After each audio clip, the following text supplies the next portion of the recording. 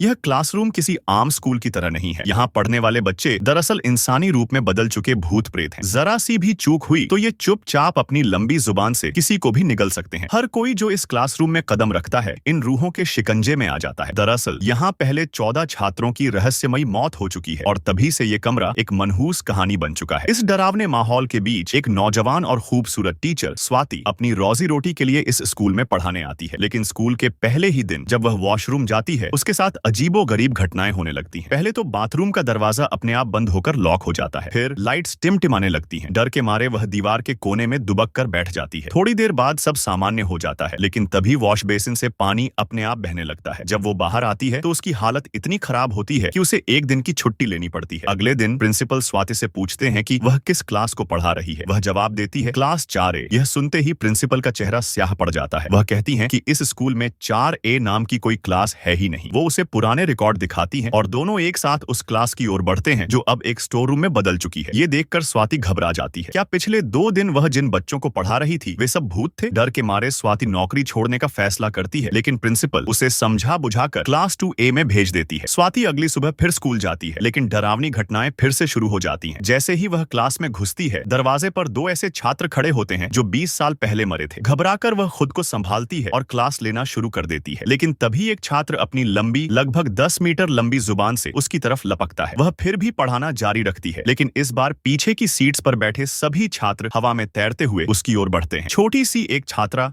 नेहा उसे इशारा करती है कि भागो। स्वाति बिना कुछ सोचे दौड़ पड़ती है। जब वह स्कूल का मेन गेट खोलती है तो हैरान रह जाती है। उसे लगे थे घंटे बीत गए, लेकिन क्लास शुरू हुए सिर्फ कुछ ही मिनट हुए थे। वह तुरंत स्कूल छोड़कर घर चली जाती है। रात को नेहा फिर से मिलती है और कहती है प्लीज वापस मत जाना वरना तुम मारी जाओगी। स्वाति अभी सोच ही रही होती है कि नेहा बिना कुछ कहे गायब हो जाती है। थोड़ी देर बाद उसका बॉयफ्रेंड आता है और उसे वह वीडियो दिखाता है जो उसने स्कूल में रिकॉर्ड किया था। वीडियो में स्वाति हवा से बात करती नजर आती है। वहाँ कोई भी बच्चा नहीं था। अब उसे होता है क्या नेहा भी कोई आत्मा थी? डर और भ्रम की इस हालत में उसका बॉयफ्रेंड उसे शहर के सबसे प्रसिद्ध तांत्रिक के पास लेकर जाता। पार्ट 2 के लिए सब्सक्राइब करें।